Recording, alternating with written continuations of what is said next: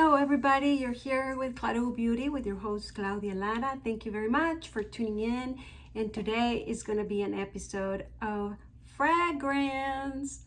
So I don't know if you saw my unboxing or really the featuring of my eyeshadow, the new one from Dior. What is it? Raffia or something like that. The new one. I'll list it down below. It is what I'm wearing on my eyes.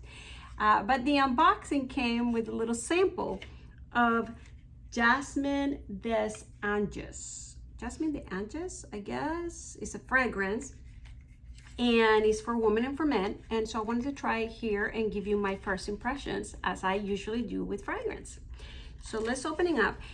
I guess Dior's coming up with all these new fragrances, and it's interesting, right? I mean, it's like so much options out there. It almost gets overwhelming. So little by little, we'll try them here and there, right? Dior is a great house of fragrance, and so we'll see what it smells like. Now, right up the bat, the name. JASMIN des Anges. So I guess it has jasmine in it. Oh, and by the way, please subscribe to my channel if you haven't done so. Okay. So, right off the bat, it says jasmine. So it might appear as if it's a floral sort of fragrance. Now, I haven't smelled it. I will apply in a little bit. But I do look on the website on Fragrantica. I go there because all the different fragrances go there, and then I actually go to the Dior website where this baby belongs to. But the first thing I see on Fragrantica, it says fruity. And then the next one is white floral, of course, jasmine. So now I'm very curious to see what it actually smells like. And if this is the first time you're here with me, I usually apply it. First impressions, who is it for, what is it for. I read a little bit of Fragrantica, just tiny bit, and then I go to Dior, and I try to do one at a time, just because to me fragrance gives you to a journey, and so I like to go in those journeys, and of course I like to share those journeys with you. So that's pretty much how I do. It's very hard to, transfer or describe a smell if you're not smelling it yourself. And the opinions, if you like or dislike, has a lot to do with what you used to, what you like, your fragrance of your own, your own smell, and of course, memory lane. So, but I'll do my best. At least you'll know, if you like this kind of videos, you can see through all the different scents. And if you learn what I like or dislike or how I describe things, it'll be easier. Oh, there's Max. All right, let's get into it. So let me apply it. Oh, I like it. It's sweet. I'm usually not into sweet. Oh, wow. It's sweet but elegant. It's sweet but elegant. Oh, wow. This is so nice. I'm surprised. I'm really surprised. I was expecting the jasmine to hit me immediately, but it opens up as a white floral. So, wow. Oh, my husband might like this one. I'm gonna have to get back at you with that one. So let me get into the description here. JASMIN des Anges Dior for women and men. Now, Fragrantica says the main accords are fruity, white floral, sweet, powdery, and lactonic. It's the first time I hear this word lactonic. What does that mean? It doesn't sound right. Now, the little bit that I will say is, it says it's a floral fragrance. Was launched in 2018. The nose behind this fragrance is Francois de Machi, which I've heard about often, I guess with your fragrances, I'm sure. But so this is not a new name. The top notes is bergamot. The middle notes are jasmine, apricot, osmanthus, and peach. And the base notes are white musk and vanilla. So right off the bat, I guess the sweetness, sure. I mean, there's jasmine, there's osmanthus and peach, and there's this vanilla. So, I mean, vanilla on its own, to me, immediately makes it too sweet. and adding the jasmine and the peach, and yeah, sweet. The bergamot always makes things to me more neutral and elegant. Perhaps that's what I'm getting when I said I'm surprised, because it's not like you smell it and the first thought is sweet, like most sweet fragrances. No, the first thought was elegance, open up, freshness, and then the sweet came right through. But nowadays, especially on the youngsters, the sweetness really is favored, or yeah, liked.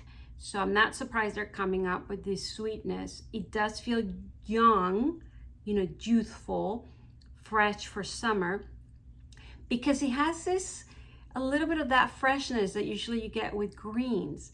Don't get me wrong, that's kind of in the last or the background, because mostly is that sweetness, that white floral, but it does have that freshness and young and sweet and summery and springy. So I like that. It feels outdoorsy for sure. Not on the greenery. Some are so green that you really feel like you are in, not in a forest, but in a garden. This is not like that. It's elegant. It's still elegant enough that it can be indoor, outdoor, but fresh and open. All right, so let's go to the Dior website. And this one I'm very surprised, because sometimes you go to the actual websites and they have very little description, or they have a poetic description. This one did have quite a bit, and it has from the name, a paragraph, and then a character, paragraph, distinctive feature, paragraph, color, paragraph, family, paragraph, intensity, paragraph. So quite a lot. And I don't like to just read, because you can also go to the website and read it yourself, right? So let's see if I can just give here and there bits and pieces. And it's very interesting, because also the coloring that they do on the actual website for marketing purposes gives me a little bit of the intention behind it, or the targeting, you know, kind of population that the brand did with the intention with this fragrance. So far I like it. It's soft pink and white, I guess, from the jasmine, but then the main picture is gray, and then there's like a stone cement, kind of restoration hardware. It was kind of the trendy nowadays, that is this minimalistic, very into the elements. So it's very interesting, because they have it all. They have the masculinity with the cement and gray, and then they have the femininity with the flowers and the pinkish. So it's beautiful done, of course, but I think it describes it well. I'm surprised that they say this fragrance is for men and women. Of course, all fragrances are, you choose what you want to wear, right? But this to me screams femininity, because of the floral, the freshness, the jasmine. I mean, sure, a man can wear it, but in a, you know, if you want that more feminine style, I wouldn't say this is like, oh, buy this for a male, like in general. So that's interesting. Yeah, it confuses me when they say it's for both, but not really, you know. Anyhow, so let's say it's not inexpensive. Wow, a spray 4.25 ounces, $310. It's a niche fragrance for sure. And that's what niche fragrances are going for. So many choices. You know, it's not like back in the day where you wanted to have like a collection for different times or different moods. Now, I mean, if you're thinking about $300 a bottle, you know, you have to kind of reduce your collection, or do it like me, that I have tons of small little sample sizes. And of course, I don't finish them. It's very rare that I finish a sample, so why get the bottle, right? Unless it's my signature fragrances, which I will do a video on my secret, but you kind of know. There's some that you know I get the full bottle. Anyhow, let's continue. So what can I tell you? Name. The fragrance Jasmin des Anges is like a stroll through the fields of jasmine and grass, where the scent of the flowers fills the air. This fragrance is rooted in the south of France and echoes the name of the legendary Bailli des Anges in Nice. So they're trying to bring this romance and elegance from that part of the world.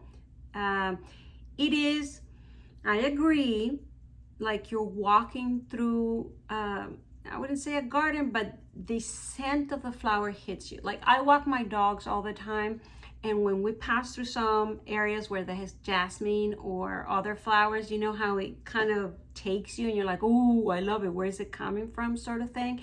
Like it's in the air. Or like you walk through a specific area where you know is in the air. It's not like something flows and hits you. It's more like you're walking through and you're like, whoa, this particular, it feels like that. And it's gorgeous. So fills the air, scent of flower that fills the air. Yes, yes, yes. I'm surprised they put that on the name. Okay. Character. Concentrate on indulgence and spontaneity. A few drops of the fragrance are enough to prolong the pleasure of summer. Delicious jasmine with apricot aromas.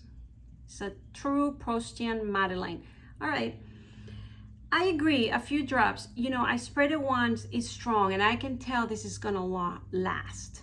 It's one of those fragrances that I apply it, and it starts expanding as I wear it. Of course, it's been a few minutes, but I can see how it starts just extending, and I can see how it's going to last right there until I either wash it off or really I sleep it off. So it does seem like those fragrances that your clothes will continue smelling from it. Sometimes a good thing, sometimes a bad thing, just so you know. It's one of those, if you hug somebody with this, probably it'll kind of be on you. It doesn't feel as strong. There's some neat fragrances that are so powerful that is like in your face. No, this is subtle enough, but it's there. All right. So distinctive feature, a reinterpretation of jasmine. The fragrance Jasmin des Anges reveals a sweet and syrupy jasmine, far from its animal-like facets. I agree, the syrupy. It's interesting, they say syrupy jasmine. I thought it had to do with the other ingredients, like the vanilla or some of the fruit. But I guess they're right. I mean, of course, they know what they're talking about. But syrupy jasmine, I guess the sweetness, the syrupy, I agree with that. All right, color. The pure celestial white of the delicate jasmine petals is cloaked in a delightful orangey yellow similar to an apricot liqueur. And I guess what they're meaning is that it has a little bit of apricot tint to it.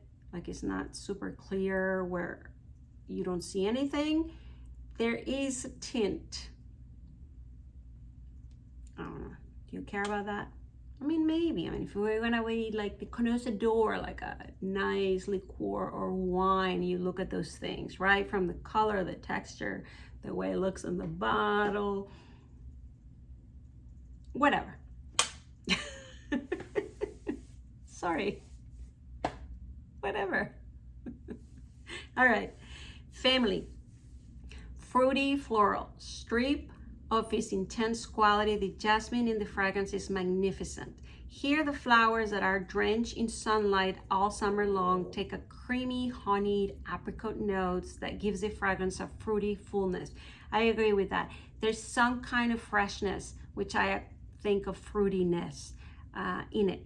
So it's not just that white floral elegance to it. There's that activity, action, freshness from the fruit.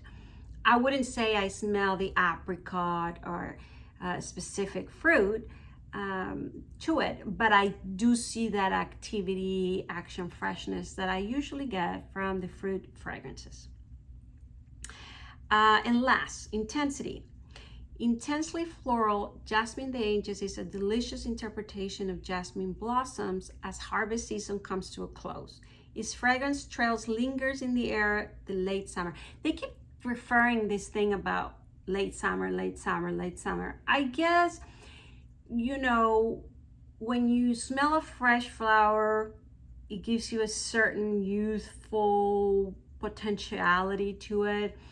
And as the flower opens and it progresses and you see when it's coming towards the end, there's this, I hate to use the word soury or savory, but it has a little more matureness smell to it. Do you understand what I'm saying? So this could be with a bouquet of flowers. This could be with fruit. You know, when you first get it, you smell it, it smells certain thing, and then through the smell, you can tell when it's like perfect to be eaten. Like you're like, oh, this is right there.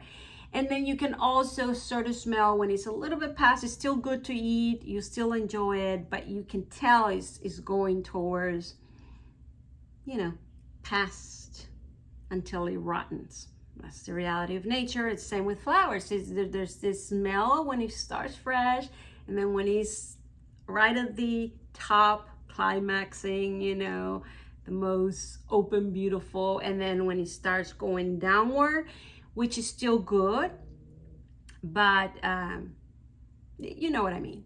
So I agree with them, and they keep repeating that at the end of summer, after summer. So they're not saying springy. They keep referring to this summery, and it does have that maturity with it. It does have that ripeness to it. Now, I wouldn't say like ending. That sounds a little dramatic, but yeah, it does have that maturity towards, you're already kind of past this climax, this the next stage. So that gives some kind of wisdom within the very youthful sort of fragrance. So this is interesting because the more I wear it, of course it's been a few minutes now, the more I sit with it and get to know it, the more I like it for different reasons. So as it's settling down, the sweetness is not as in my wine as it was at the beginning. So to summarize, at the beginning, I'm like, oh wow, elegant, floral, open, I like it. And then sweet, you know, like, ooh, I don't know if I can wear it. And then it's transforming and settling. I don't know if it's the bergamot, but now I'm like, I can wear this and I can be youthful with it. And it will long last. I guess it's the powdery part of it. I think Fragrantica mentioned something about that powdery. And it's something innovating in my mind, because sometimes I can get forgetful, or no, this one is helping me focus. So I do feel, I wouldn't say smarter, but in tune with my words and what I'm saying, organized, internal organization. So that's good for work. I do feel the fruitiness and activity, so that's good for motivation, it's good for creativity. So yes, to take it to work. Yes, to do tasks with it.